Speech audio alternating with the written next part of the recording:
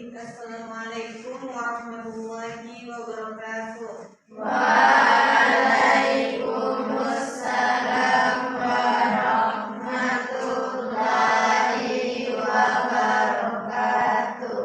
Baik, anak-anak, bagaimana kabarnya hari ini? Baik, Bu. Sehat semua? Sehat. Baik, sebelum kita mulai pelajaran kita, kelas untuk membaca doa. Sebelum kita mulai pelajaran, mari kita sama-sama berdoa dimulai.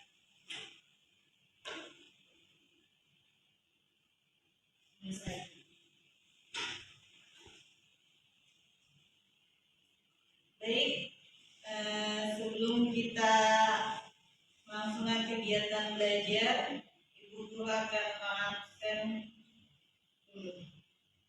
Mawaddah, Ulfa, Alfanita, Reski, Nanda, Sani, Ainun, Iza, Zahra, baik, hadir semua ya. Baik, sebelum kita memasuki materi selanjutnya, di materi pelajaran kita, Ibu ada yang lihat.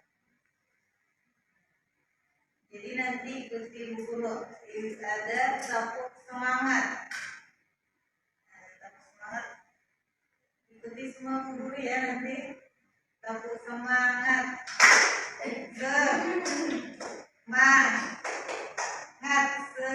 Semangat. Oke, bisa semua? Bisa. Oke, tepuk semangat.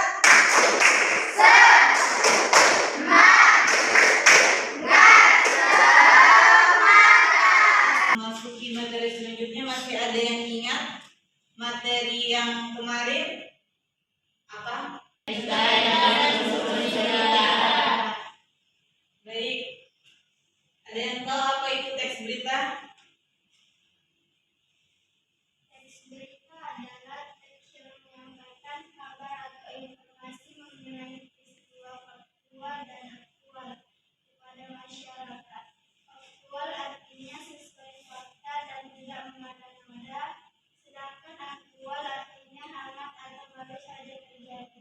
Baik, ada yang tahu apa itu unsur-unsur berita? Unsur-unsur teks berita ada 6 macam atau dikatakan sebagai 5W.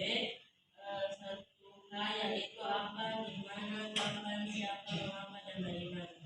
Oke, kita akan masuki materi selanjutnya yaitu struktur teks berita.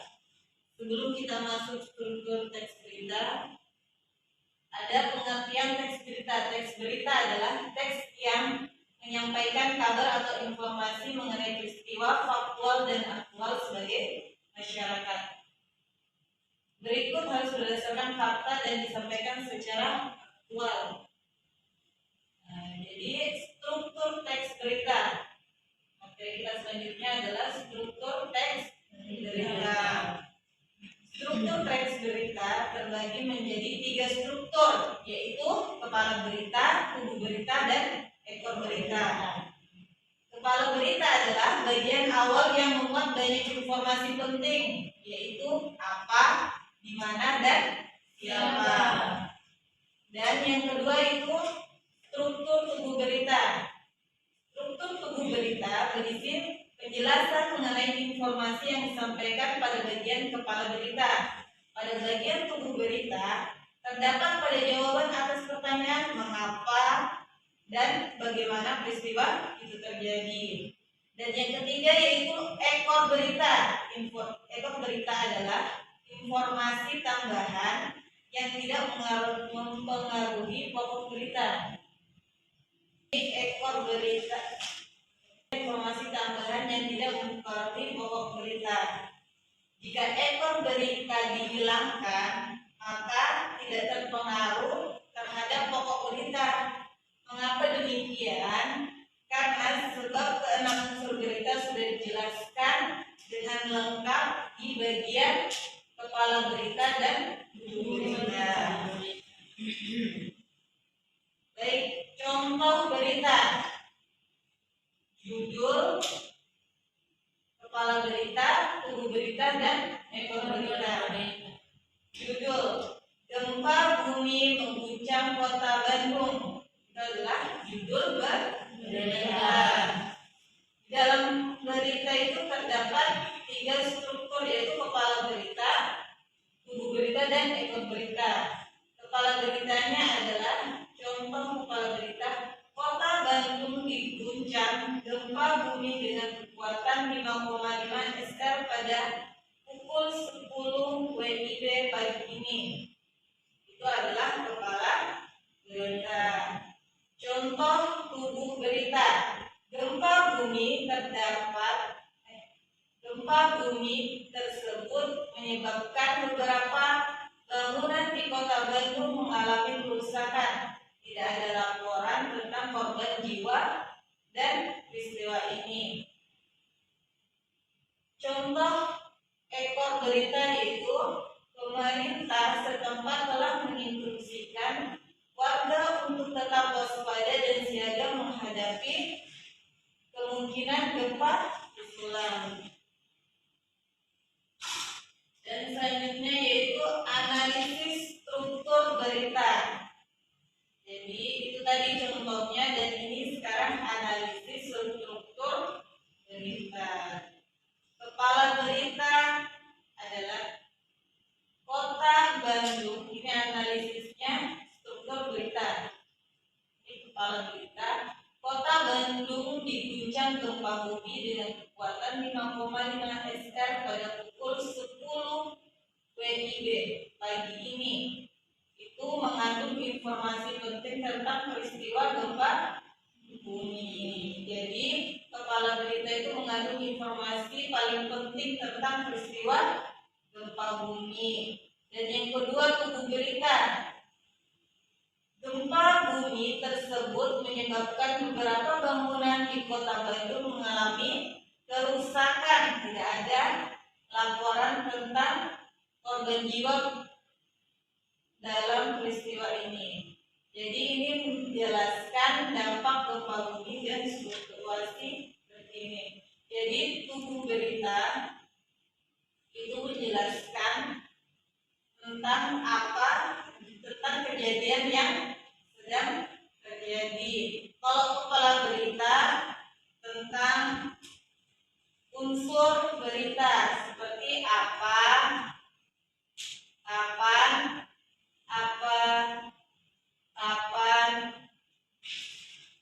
di mana, dan siapa.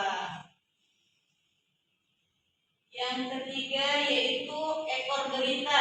Pemerintah setempat telah menginstruksi warga untuk tetap waspada dan siaga menghadapi kemungkinan gempa susulan.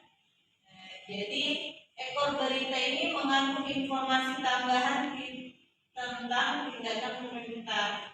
Jadi ekor berita, jika tidak ada ekor berita itu tidak akan mempengaruhi teks berita, karena semua sudah jelas pada kepala berita dan tubuh berita. Kesimpulannya adalah struktur teks berita terdiri dari kepala berita, tubuh berita, dan ekor berita. Dan masing-masing bagian memiliki fungsi yang berbeda dalam menyampaikan informasi kepada pembaca. Baik, ada yang ditanyakan?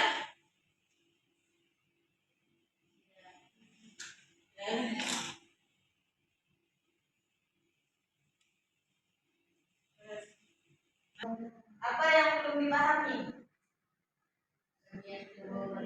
Tubuh berita. Jadi tubuh berita berisi penjelasan mengenai informasi yang disampaikan pada berita kepada kepala berita. Jadi ini penjelasan tubuh berita itu tentang pertanyaan apa, di mana, kapan, dan siapa. Pada bagian tubuh berita terdapat pada jawaban atas pertanyaan mengapa dan bagaimana peristiwa itu terjadi.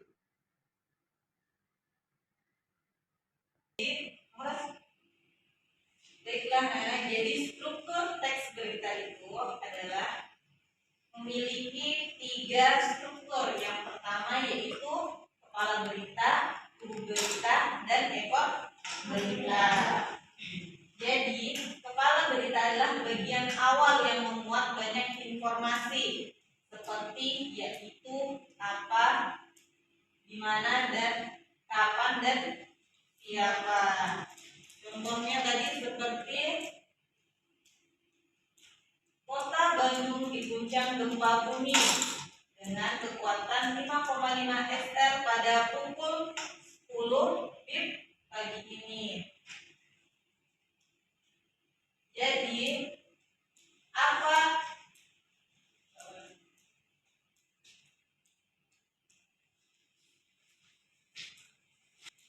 apa peristiwa yang sedang terjadi? Yaitu gempa bumi mengguncang kota Bandung. Di mana terjadi gempa bumi? Di kota Bandung. Kapan terjadi gempa bumi mengguncang kota Bandung? Pada pukul 10 pagi ini. Jadi kepala berita bagian awal yang memuat banyak informasi penting yaitu apa, di mana, dan kapan, dan siapa. Jadi contohnya seperti Kota Bandung diguncang gempa bumi dengan kekuatan 5,5 SR pada pukul 10 WIB pagi ini. Dan itu semua terjawab pada kepala berita. Dan yang kedua adalah tubuh berita berisi penjelasan mengenai informasi yang disampaikan pada bagian kepala berita. Pada bagian tubuh berita terdapat pada jawaban atas pertanyaan mengapa, bagaimana peristiwa itu terjadi. Tadi kan kepala berita contohnya Kota Bandung diguncang gempa bumi dengan kekuatan 5,5 SR pada pukul 10 di pagi ini. Ini adalah kepala berita dan tubuh berita itu menjelaskan peristiwa yang sedang terjadi. Gempa bumi tersebut menyebabkan beberapa bangunan di Kota Bandung mengalami kerusakan dan laporan tentang korban jiwa dalam peristiwa ini.